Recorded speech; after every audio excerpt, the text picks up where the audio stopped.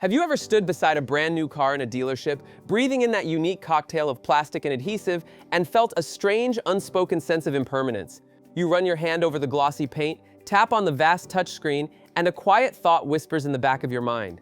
How long will any of this actually last? How long until the screen glitches, the dozens of computers start to argue with each other, and the cost of repair exceeds the car's value? It feels like we are living in a meticulously engineered age of disposable technology, where our cars are designed with a built-in expiration date, destined to be replaced almost as often as our smartphones. But this was not always the case. There was a time not so long ago when the philosophy guiding automotive design was the polar opposite. A time when engineers, not accountants or marketing teams, were the revered visionaries in charge. A time when a car wasn't just a product to be sold, but a solemn promise cast in steel and iron.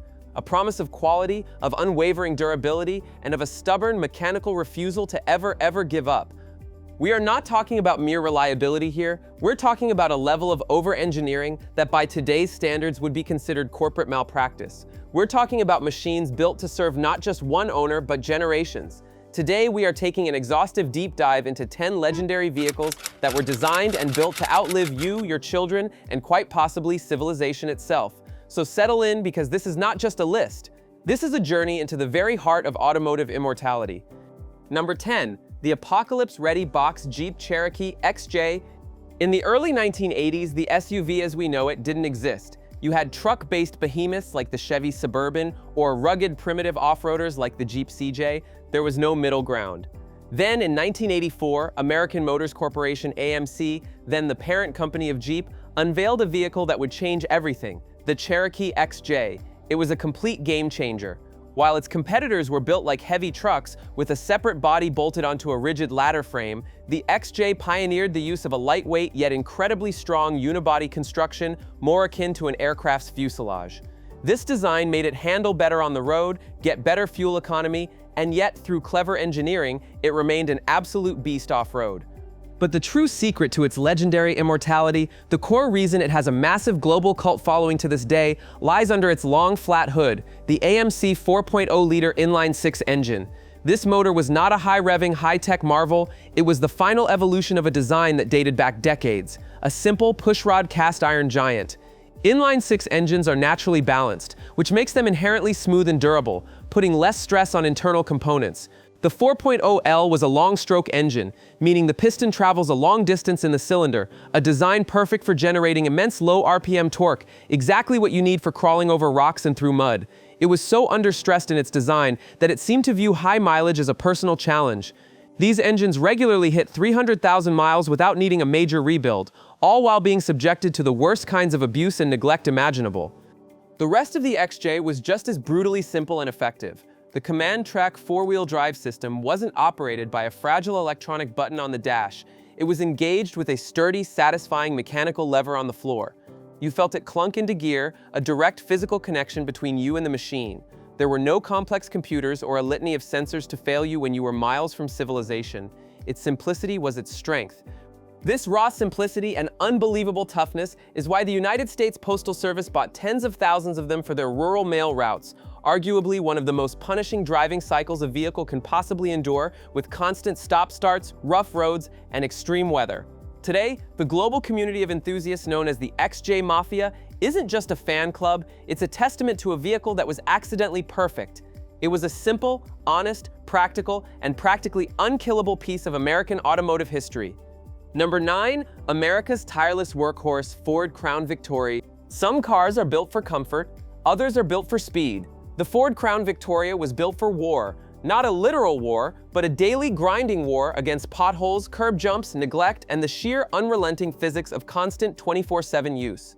For decades, it was the undisputed king of police fleets, taxi companies, and government motor pools, and for a very simple reason, you absolutely positively could not kill it. In an age when every other sedan was moving to lighter, more complex front-wheel drive unibody designs, the Crown Vic was an unapologetic throwback. It was one of the last American sedans built using the old-school body-on-frame method. Essentially, it was a Ford F-150 pickup truck wearing a sedan costume. This heavy-duty, full-perimeter steel frame made it incredibly durable, able to withstand impacts that would fold a modern car in half. It also made it cheap and easy to repair, a critical factor for fleet managers. Its heart was the 4.6-liter modular V8 engine. It wasn't particularly powerful for its size, producing a modest 250 horsepower, but this was exactly the point. It was an engine designed to be lazy. It was never stressed, never overworked. Its cast iron block and robust internals were built to withstand the unique torture of police and taxi work, from hours upon hours of idling in the blistering summer heat, which is murder on engine components, to sudden red-line bursts in a high-speed pursuit. The cooling system, the electrical system, the transmission, the suspension, every single component was a police interceptor or fleet-grade version, meaning it was overbuilt for the absolute worst-case scenario. This led to an incredible, almost unbelievable automotive circle of life. A Crown Vic would be born and immediately thrust into the brutal life of a police patrol car for 100,000, 150,000 miles. It would then be sold at a government auction, still barely broken in, to a taxi company. The taxi company would slap on another 300,000, even 400,000 miles of city driving. Finally, when the taxi company was done with it, with 500,000 miles on the clock, it would be sold to a civilian who might drive it for another 200,000 miles. These cars with 500,000 plus miles are not rare exceptions. They are the norm. The Crown Victoria is a monument to a time when a car was built to be a tool, a tireless servant that would show up for work, day after day, year after year, and simply refuse to be retired. Number 8, the undisputed king of reliability, Toyota Land Cruiser 60 Series. And now, we arrive at the summit, the top of our list, the final boss of durability. A vehicle that is not just a car, but a tool, a legend, and the global undisputed benchmark for mechanical reliability. The Toyota Land Cruiser, specifically the 60 Series, built from 1980, this vehicle was not engineered for comfortable commutes to the office or trips to the grocery store. It was engineered for survival. It was designed from the very first bolt to function in the most hostile, remote, and unforgiving environments on planet Earth, where a vehicle breakdown is not an inconvenience, it is a life-threatening disaster. Every single component in a 60 Series Land Cruiser was brutally, absurdly overbuilt. The straight 6 engines, the gasoline 2F and later 3FE, were essentially tractor motors. They were slow, heavy, and by modern standards, inefficient. But they produced massive, stump-pulling torque at incredibly low RPMs and would run forever on poor quality fuel that would destroy a modern engine. The ladder frame was so thick you could probably use it as a bridge girder. The axles, the transmission, the transfer case, all were built to standards you would normally find in a piece of heavy construction equipment. The Land Cruiser's legendary reputation was cemented by its adoption as the official vehicle of the United Nations, the Red Cross, the World Health Organization, and countless other aid groups. When these organizations need to get doctors, medicine, and supplies to a remote village through a war zone, across a flooded river, or after a devastating natural disaster, they don't choose a vehicle based on its 0-60 time or the size of its infotainment screen. They choose the Land Cruiser because of its absolute, unwavering, proven ability to get the job done when failure is simply not an option. It was designed with the simple, brilliant understanding that the nearest dealership or qualified mechanic might be 1,000 miles away. Therefore, everything had to be simple enough to be diagnosed and fixed in the field with a basic set of hand tools and a bit of ingenuity. The Toyota Land Cruiser isn't just a car, it's a piece of essential survival equipment that just happens to have wheels. It is, and may forever be, the undisputed king of indestructible vehicles. Number 7, the unkillable German taxi, Mercedes-Benz W123. To understand the Mercedes-Benz W123, you must first erase the modern image of Mercedes as a brand of flashy SUVs and complex electronics. In the mid-1970s, Mercedes-Benz was arguably the most respected engineering firm on the planet that also happened to build cars. Their mission was not to chase trends, but to set the global standard for quality. When they set out to replace the already durable W11415 chassis, the board of directors in Stuttgart essentially gave their engineers a blank check and a single, profound directive: build the best, safest, most durable sedan in the world, and do not come back until it is perfect. The result, which debuted in 1976, was so ridiculously over-engineered that internal estimates, later confirmed by industry experts, suggest the company lost a significant amount of money on every single unit they sold. It was an act of glorious, beautiful corporate insanity. The evidence of this philosophy was everywhere. The doors didn't just close, they sealed with a heavy, satisfying mechanical thunk, the sound of precision interlocks and thick-gauge steel meeting perfectly aligned seals. It was the sound of a bank vault, a sound that modern luxury car manufacturers now spend millions in acoustic engineering trying to artificially replicate. The body panels were made from steel thick enough to feel substantial, not flimsy. The chrome trim wasn't plastic, it was real, heavy metal designed to shine for half a century. But the true soul of its immortality, the reason this car became a legend from the Sahara Desert to the Arctic Circle, beats with a slow, steady, diesel-powered rhythm under the hood. We're talking, of course, about the legendary OM617 5-cylinder diesel engine. In an era before turbochargers, complex common rail injection, and delicate emission sensors, the OM617 was a masterpiece of mechanical simplicity. It was closer in spirit to an industrial generator or a tractor motor than a conventional car engine. It used a robust mechanical fuel injection system that was as reliable as gravity, driven by a dual-row timing chain so overbuilt it was designed to last the life of the engine, which was, for all intents and purposes, infinite. It would happily run on questionable fuel that would kill a modern diesel in minutes, and its distinctive clattering idle became the literal heartbeat of reliability across the developing world. For these engines, hitting 300,000 miles wasn't a milestone, it was just the end of the factory-recommended break-in period. This obsessive dedication to longevity extended to the interior. The legendary MB-Tex vinyl upholstery was a proprietary material that was so tough it would look almost brand new after 40 years of daily use, long after the optional genuine leather had cracked and faded. And the famous vacuum-powered central locking system, it was a bewilderingly complex web of yellow plastic tubes and rubber diaphragms, a true engineer's dream that was a nightmare to diagnose if it ever failed.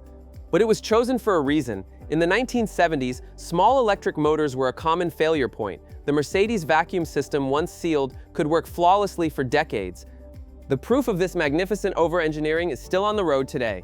Go to Morocco, Egypt, or anywhere in West Africa. You will still find W123s serving as frontline taxicabs, their odometers showing numbers that look like typos, often having rolled over multiple times. These cars endure scorching heat, brutal roads, and constant stop-and-go traffic, day in and day out for 40 years or more. The W123 wasn't just a car, it was a rolling testament to an era when the best or nothing wasn't just a marketing slogan, but a non-negotiable, fanatical mission. Number 6, the million-mile heart Cummins-powered Dodge Ram. By the late 1980s, Dodge was a distant third place in the brutal American pickup truck wars. Ford and Chevy dominated the market, especially in the growing heavy-duty segment. Dodge needed a game-changer, a silver bullet, so they made a brilliant, desperate, and ultimately legendary decision. They formed a partnership with Cummins, an Indiana-based company famous for building massive, legendary diesel engines for semi-trucks, locomotives, generators, and heavy farm equipment. The plan was to shoehorn Cummins' industrial-grade 5.9-liter, 12-valve, inline 6-turbo diesel engine into a 1-ton Dodge Ram pickup. The result, which debuted in 1989, wasn't just a new truck, it was the birth of a legend. The Cummins 6BT engine was not an automotive engine that had been beefed up. It was a piece of commercial machinery, designed from the ground up for a B50 service life of over 350,000 miles, meaning 50% of engines were expected to reach that mileage without a major overhaul. In the relatively light-duty application of a pickup truck, its potential lifespan was practically infinite. It was a purely mechanical beast. Its timing was handled by a set of steel gears, not a failure-prone chain or belt. Its legendary Bosch P7100 injection pump on 94-98 models was a mechanical marvel that could be tuned for massive power and would run on just about anything flammable. It was an engine designed for a world without computers. This created a bizarre and unique phenomenon in the truck world. The Cummins engine was so good, so durable, that it would long outlast the Dodge truck it was wrapped in. The notoriously weak automatic transmissions of the era would fail, the bodies would rust away, the cheap plastic interiors would fall apart, but that cast-iron million-mile engine would keep running just as strong as the day it was built. To this day, people seek out these old, beaten, rusted-out first-gen Rams, pay thousands for them, and pull out the immortal Cummins heart to transplant it into newer trucks, boats, hot rods, and farm equipment. Dodge didn't just build a new truck, they accidentally unleashed a million-mile engine on the public, and in doing so, changed the diesel pickup world forever. Number 5. The Swedish safety vault, Volvo 240. In the 1970s and 80s, an era of automotive excess and flashy design, Volvo chose a radically different path. While other companies were focused on style and speed, Volvo was singularly obsessed with two things: safety and durability. The Volvo 240, produced for nearly 2 decades from 1974 to 1993, was the ultimate expression of this philosophy. It was unapologetically, almost defiantly, boxy. It earned the loving nickname, the Brick, and for good reason. It was shaped like one, and more importantly, it was built like one.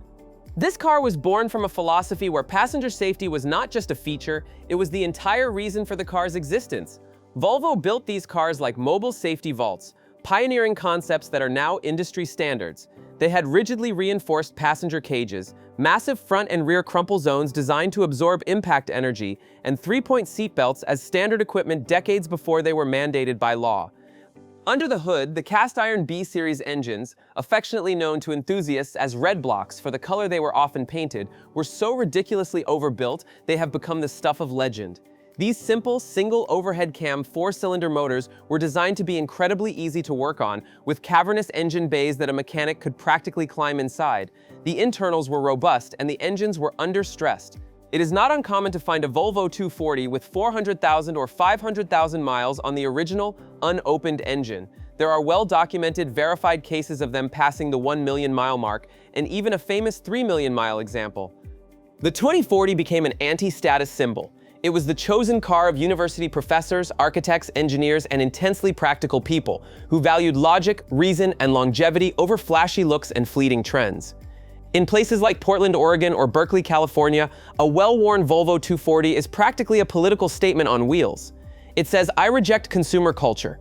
I could buy a new car, but why would I? This one is safer, more practical, and will probably outlive me." And the crazy beautiful part is, they are almost certainly right. Number 4. Japan's obsessive overachiever Honda Accord, 3rd gen. While Germany was perfecting the automotive tank, a very different kind of revolution was brewing in Japan. This one was built not on brute force and heavy steel, but on a foundation of precision, honor, and an obsessive, almost fanatical devotion to the concept of quality. In the 1980s, the Japanese automotive industry was on a mission to prove to the world that their cars were not just cheap and efficient, but better. At the forefront of this charge was Honda. Within Honda's corporate culture at the time, a warranty claim was not just a business expense. It was a mark of deep personal dishonor. It meant an engineer had failed. This cultural mindset, so alien to Western manufacturing, gave birth to the 3rd-generation Honda Accord, produced from 1986 to 1989. On the surface, it was a humble, practical family sedan with a sleek, low-slung design and cool pop-up headlights. But underneath that stylish exterior, it was an engineering masterpiece born from 1,000 tiny, perfect decisions. Honda engineers of that era were known for having meetings about meetings, simply to debate the optimal thread pitch and plating material for a single bolt in the suspension, a bolt the owner would never see. The result was a car where every single component felt meticulously considered, refined, and perfected. The A-series engines were brilliant in their simplicity and efficiency, featuring advanced for the time fuel injection that was both reliable and easy for backyard mechanics to understand. But the true genius was in the build quality. The manual transmissions were a tactile joy, shifting with the crisp mechanical precision of a high-end camera shutter. Even the 4-speed automatic transmissions, often a critical weak point in other economy cars of the era, were remarkably robust and smooth. The obsession went deeper, into the very bones of the car. The double wishbone suspension, a design typically reserved for sports cars or luxury sedans, gave the humble Accord superior handling and ride comfort. The door hinges were over-engineered to the point of absurdity, designed to never sag even after 100,000 openings. The weather stripping around the doors and windows was formulated from a proprietary rubber compound designed to resist cracking and shrinking in the sun for decades, not just a few years. Owners of these cars were routinely passing 300,000 miles with little more than routine maintenance like oil changes and timing belts. This incredible longevity was proven not in the pristine suburbs of America, but in the grueling, unforgiving environments of developing nations. In places across Asia, Africa, and Latin America, where keeping a car on the road is a matter of economic survival, these 3rd-gen Accords earned the nickname Forever Cars. They are a rolling testament to an era when a company's reputation was forged in steel, not in marketing, and was built on the simple, unwavering promise that their product would not and should not ever let you down. Number 3. The original do-it-all Fortress Chevrolet Suburban. Before the word SUV became synonymous with high-riding, leather-lined station wagons used for trips to the mall, there was the Chevrolet Suburban. And the 1973 to 1991 generation, known to enthusiasts as the square body, was the absolute peak of pure, unadulterated American utility. This vehicle was less of a car and more of a commercial-grade piece of industrial equipment that you could register at the DMV. It was built on a heavy-duty, 1-ton pickup truck frame. This wasn't a car platform beefed up for SUV duty. This was a genuine truck chassis designed to handle immense payloads and towing stress. The Suburban was designed to carry up to 9 people, or a literal 4x8 sheet of plywood lying flat on the floor with the doors closed, and tow a large boat or trailer, all at the same time. Under its massive square hood, you'd find lazy, powerful cast-iron V8s like the small block 350 or the legendary big block 454. These engines were designed for the grueling work of pulling heavy loads up steep grades. This meant that in normal, everyday driving, they were barely working, loafing along at low RPMs. This low-stress operation is a key reason why so many are still on the road today. Their odometers showing mileage that would be astronomical for almost any other vehicle of the era. There were no computers managing the engine, there were no delicate sensors or complex air suspension systems. The four-wheel drive, if equipped, was engaged with a satisfying long throw pull of a heavy metal lever on the floor. Everything was mechanical, overbuilt, and brutally simple. These Suburbans weren't marketed to suburban families. They were sold to construction crews, oil field workers, ranchers, and government agencies like the Forest Service, who needed a vehicle that was first and foremost a tool. A massive, unstoppable, versatile, and utterly immortal tool. Number 2, the global symbol of tough Toyota pickup Hilux/Hilux unkillable pickup. There is a difference between reliable and indestructible, and a 1980s Toyota pickup truck is the very definition of indestructible. The story is best told by the hosts of the British TV show Top Gear, who famously decided to find out just how tough one of these trucks really was. They bought a 1988 Toyota Hilux with nearly 200,000 miles on it and subjected it to an escalating series of automotive tortures. They drove it downstairs, crashed it head-on into a tree, tethered it to a pier, and let the tide submerge it in the salty ocean for 5 hours. They dropped a caravan on it, hit it with a wrecking ball, and set the cabin on fire. Finally, as the grand finale, they placed it on the roof of a 240-foot-tall apartment building, which was then demolished with high explosives. After digging the mangled, twisted, burnt wreck out of the rubble with no spare parts, just a hammer, a socket set, and some spray lubricant, the mechanic was able to get the engine to fire back to life. It still ran. This wasn't a fluke, and it wasn't television magic. It was a real-world demonstration of the sheer, bloody-minded resilience baked into every molecule of these trucks. This toughness was a direct result of Toyota's Kaizen philosophy, a relentless company-wide obsession with continuous improvement and the elimination of all weaknesses. The legendary 22RE four-cylinder engine is a global icon of reliability. It's a simple cast-iron engine with a nearly indestructible dual-row timing chain, not a belt. It doesn't make a lot of power, but it will make that modest power for 500,000 miles without complaint. In conflict zones, remote jungles, and harsh deserts across the entire globe, the Toyota Hilux became the unofficial vehicle of choice for rebels, aid workers, journalists, and explorers, literally anyone whose life might depend on their vehicle starting every single time. It is more than just a truck, it's a worldwide symbol of unstoppable mechanical resilience. It's the cockroach of the automotive world, and that is the highest compliment you can pay it. Number 1. The Cost No Object Luxury Tank. Mercedes-Benz W126 S-Class. Mercedes-Benz makes our list for a second time, and for a very different, yet philosophically similar reason. While the W123 was a masterpiece of durable workhorse simplicity, the W126 S-Class, built from 1979 to 1991, was proof that absolute world-class luxury and absolute uncompromising longevity could coexist. This was the flagship, the car built to be the undisputed best in the world, and it is perhaps the last production car ever made where the engineers were given complete and total authority over the accountants.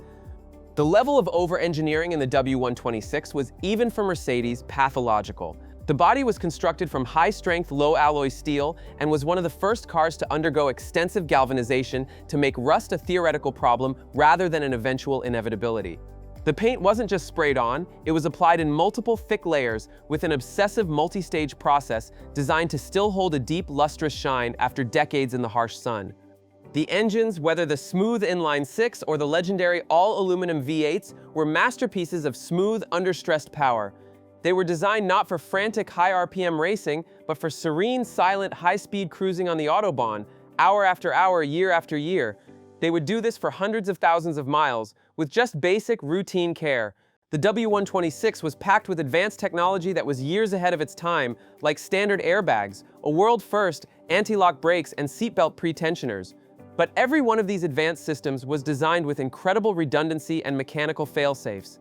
This car was a rolling fortress, an engineering statement of purpose that shouted to the world what was possible when a company allows its very best engineers to chase perfection without being chained down by the mundane constraints of a budget.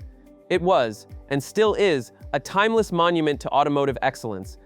So there you have it, 10 incredible machines from a golden age of automotive engineering, an age when built to last wasn't just a marketing slogan, but a core guiding principle. From the German taxi that refused to die, to the Japanese truck that survived being blown up, to the American workhorses that defined a nation's grit, they all share a common DNA. A DNA of brutal simplicity, the highest quality materials, and an engineering-first philosophy that put longevity and honor far above short-term profits. It makes you wonder, in our modern world of complex software-driven disposable goods, have we lost something truly valuable along the way? Have we traded the promise of permanence for the temporary thrill of the new? Which one of these mechanical immortals is your favorite? Do you have a personal story about a car that just refused to give up the ghost? Share it in the comments below. We love hearing about vehicles that laugh in the face of planned obsolescence. If you enjoyed this deep historical dive into automotive history's toughest machines, please consider hitting that like button and subscribing for more content like this. Thank you for watching.